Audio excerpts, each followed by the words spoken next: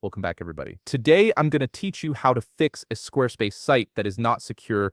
If you've noticed that not secure warning in your browser, it's usually related to your SSL certificate or domain settings, and fortunately, this is something you can resolve pretty quickly by adjusting a few configurations in your Squarespace dashboard. First, open your browser and head over to squarespace.com.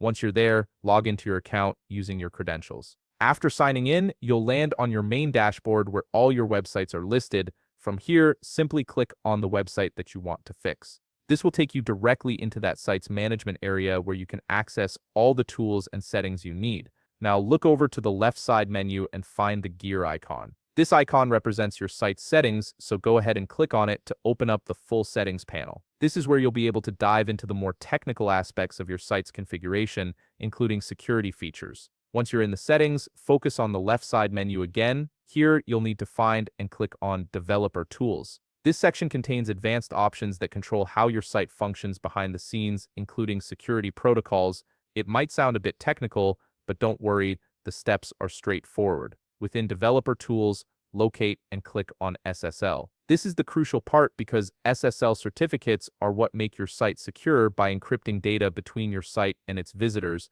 Make sure your SSL certificate is active. If it's not active or if there's an issue here, that's likely the root cause of the not secure warning. Squarespace usually handles SSL automatically, but it's always good to double check that everything is enabled and functioning properly. Next, navigate back to the main settings menu and go to Domain and Email. From there, click on Domain. This will show you all the domains connected to your Squarespace site. Domain settings can sometimes interfere with SSL activation, especially if the wrong version of your domain is set as primary. Now click on your domain to open its specific settings. Here's an important step.